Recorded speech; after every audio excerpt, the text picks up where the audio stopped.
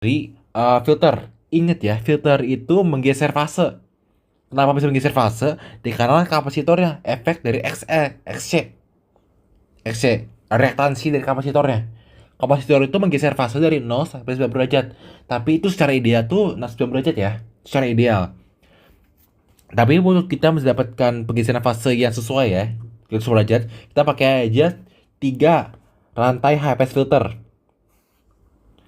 Jadinya nih, kalau tuh nilai dari frekuensinya itu tidak sesuai, jadinya penggeseran fasenya akan bukan di 110 derajat, tapi mungkin di 170 derajat, 350 derajat.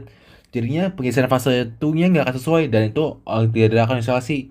Jadinya penggeseran fase itu cuma mengaplikasikan dan mengisolasikan frekuensi yang sangat-sangat spesifik.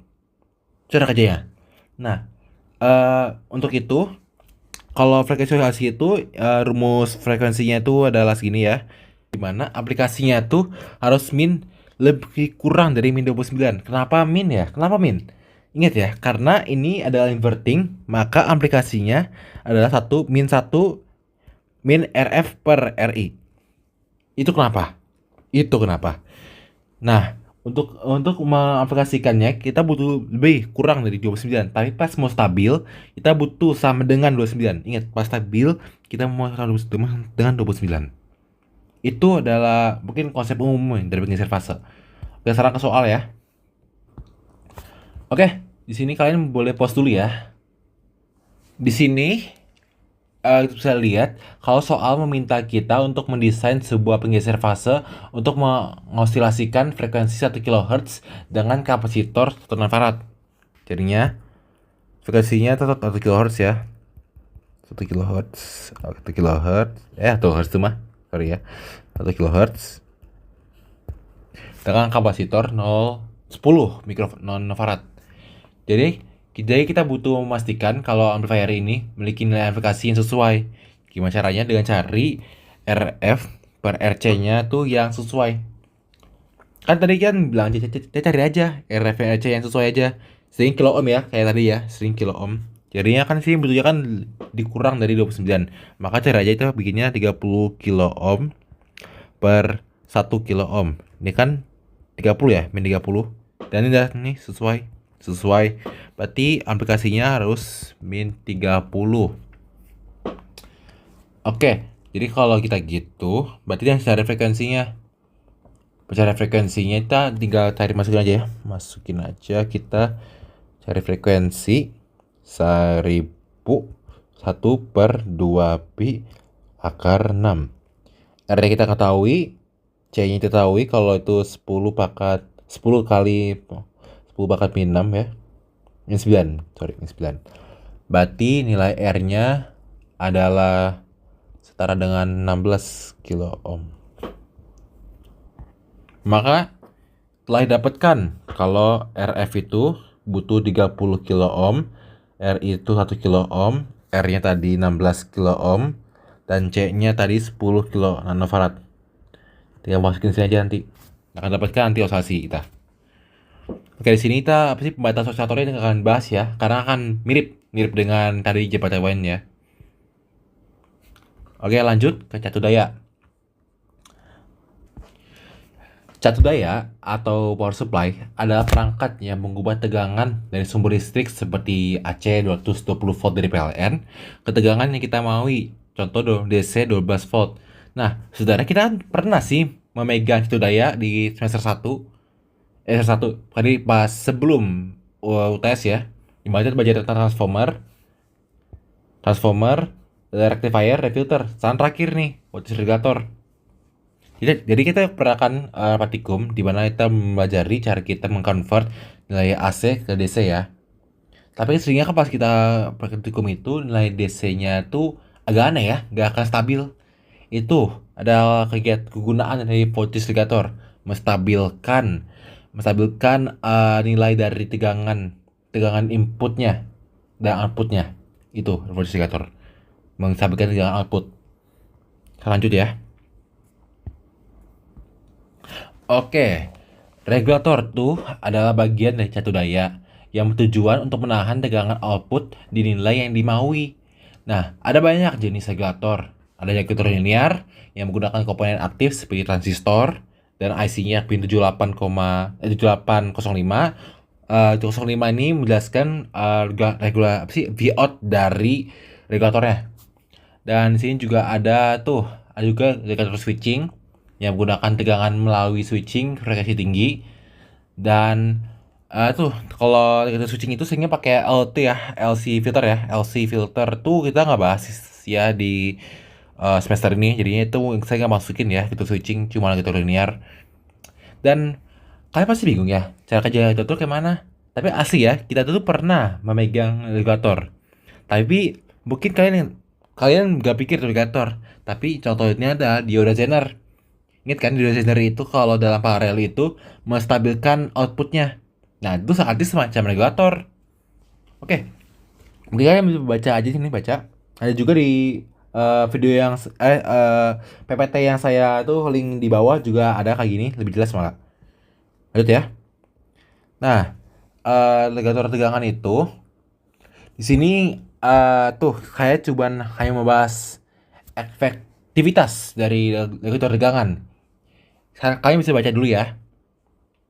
Secara umum ya, regulasi tegangan ini adalah seberapa besar perbedaan antara tegangan keluar yang dimaui dengan tegangan yang didapatkan. Untuk regulasi tegangan sebenarnya tuh ada banyak ya caranya untuk menghitung persentasenya. Namun saya tidak bahas di sini karena nanti ngaret ya, akan banyak nanti kebanyakan. Ini kan saya bisa baca dulu sih, baca-baca. Dimana tegangan input itu ya, tegangan input tuh bisa bilang regulasi saluran. Regulasi saluran itu seberapa baik regulator menjaga tegangan output saat tegangan input berubah. Jadi contoh nih, kamu punya regulator tegangan, outputnya tuh harus 12 volt. Tapi itu pas kamu masukin nilai contoh inputnya 15 volt ya, keluarannya 12,5. Nah, itu ada regulasi saluran. Seberapa perbedaan antara yang kamu maui dengan yang asli. Nah, kalau contohnya B nih, untuk beban yang terhubung, regulasi beban. Seberapa baik regulator ini menjaga tegangan output saat arusnya beban berubah. Jadinya kita ngetes nih sebuah regulator tegangan yang pas sebelum kita pasang dengan load atau pas sesudah. Jadi pas sebelum contohnya ini 12 volt. Tapi pas kita pasang load nih, outputnya cuma 19 volt. Nah itu adalah regulasi beban. Oke, mungkin ke soal ya langsung ya. Oke, aku persilakan kalian untuk pause dan baca soalnya. Di sini soal A, kita diminta untuk mencari seberapa persen perbedaan antara tegangan output 1 dan tegangan output 2 di saat input bervariasi. Nah, kita ini diminta mencari regulasi salurannya. Gimana caranya? Ingat dari yang tadi aku kasih ya. Kalau perubahan tegangan output per tegangan idealnya per tegangan input kali 100%. Ingat ini karena persentase ini. Di sini kita dapat tahu kalau tegangan output naik menjadi 5,69 volt. Ini penting ya, ambil paling tinggi. Jadi 5,6 dikurang 5,02 per 5 volt. Nah, 5 volt ke sini nih. Regulasi tegangannya 5 volt. Itu ideal kita maui. Dan sini pas kita ngetes dalam 8 volt, dapatnya kan 5,6 ya. 5,2. Berarti sini 8 kurang sorry.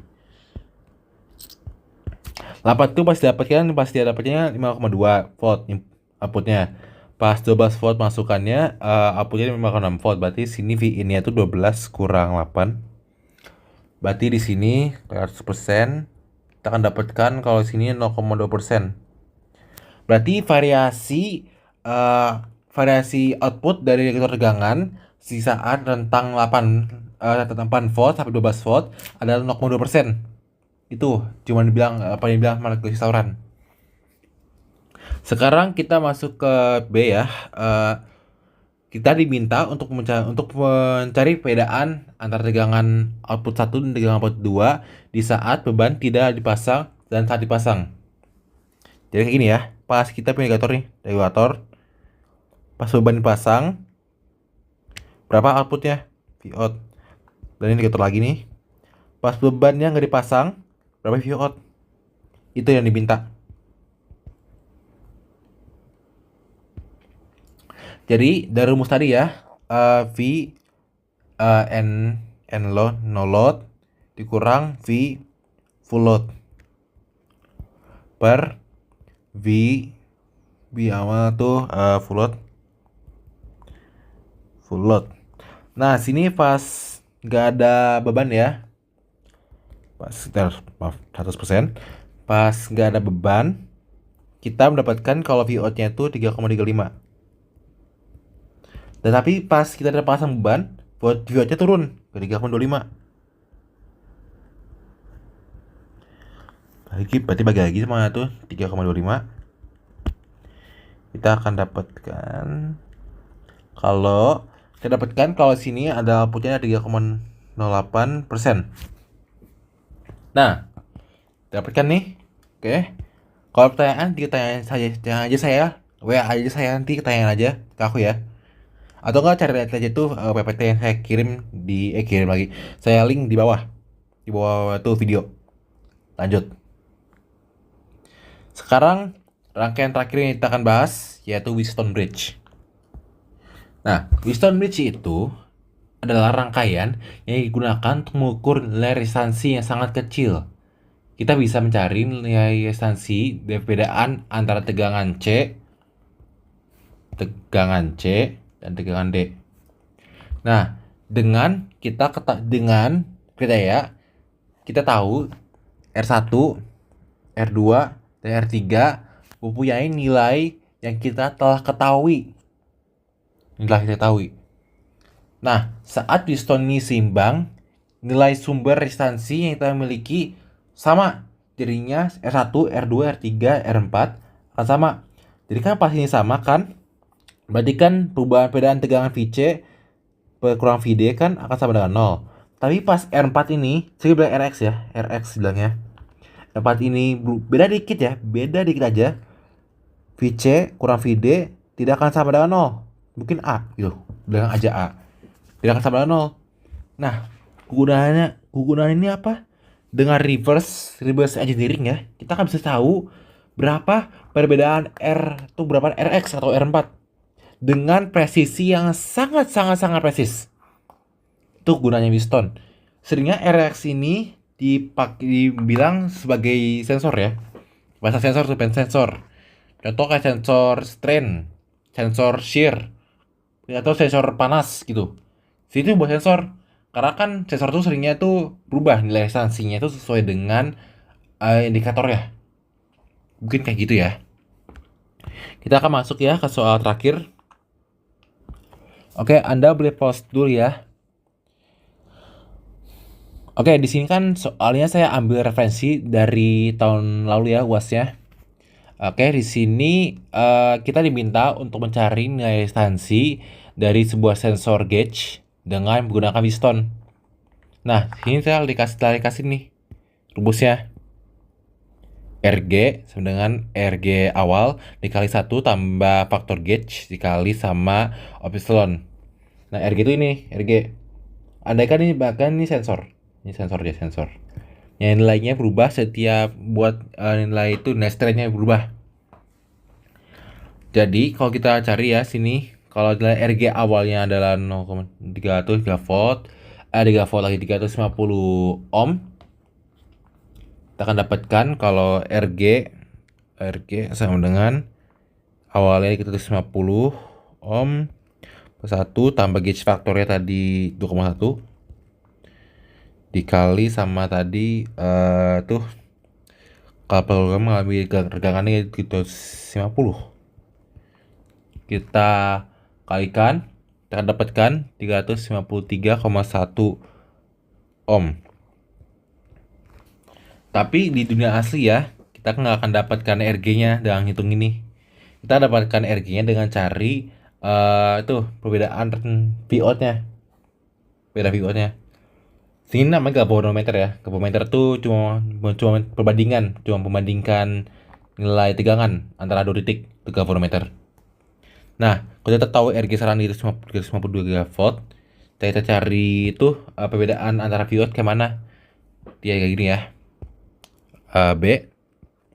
Kita tahu kalau tadi ya VO-nya tadi dari sini. Dari sini oke. Dari sini kan 350, 350, 350. Tadi kan di sini kan RX-nya 353 ohm. Maka di sini kan juga galvanometernya. Galvanometer sini dari A dan sini B. Oke, di sini nih kita tahu kali sini kan sebagai voltage divider ya. Kita tahu kan kalau sebuah resistor dalam seri itu kita mencari sini contoh sini RA, di sini RB, maka VB-nya itu sini VB ya akan sama dengan RB per RA tambah RB kali sini VIN kali VIN. Kita akan pakai konsep itu untuk mencari juga perbedaan antara R sini, antara VB sini dan VA. Nah, cari VA ke mana? VA sama dengan sini, masuk aja 350 per 350 tambah 350 ini sama setengah ya. Jadinya sini juga VA ini tadi 8 volt ya, 8 volt. Sini ground. Kalau di sini 0 volt. Pada sini 8. Kita akan dapatkan VA-nya itu 4 volt. Dan VB sama dengan 353 per 350 tambah 350 kali 8 volt. Berarti sini 4,017 volt. Nah, sini VG akan sama dengan VB-nya tadi 4,017 kurang 4, berarti sama dengan 17 milivolt. Nah, dengan itu kita bisa lihat nih, dengan perubahan RG yang sangat kecil, kita akan mendapatkan VG, mendapatkan sebuah perubahan di dalam VG galvanometernya. Nah, buat saya itu kalau kita pakai voltage divider ya untuk mencari RG kayak gini ya, kita akan dapatkan perbedaan sebuah perbedaan antara VG yang sangat besar gitu. Mungkin kayak gitu ya. Oke, lanjut ya. Oke, terima kasih untuk mengikuti tutor analog UAS untuk ini. Terima kasih ya. Maaf ya kalau ada kesalahan dari saya ya. Maaf ya. Juga referensi dari saya itu ada di link. Jadi jika dari tutor saya sekarang ini gak cukup ya, ada juga referensi saya di link ya. Referensi ini akan berisi catatan saya. Begitu aja sih. Oke, terima kasih. Selamat menjalankan UAS.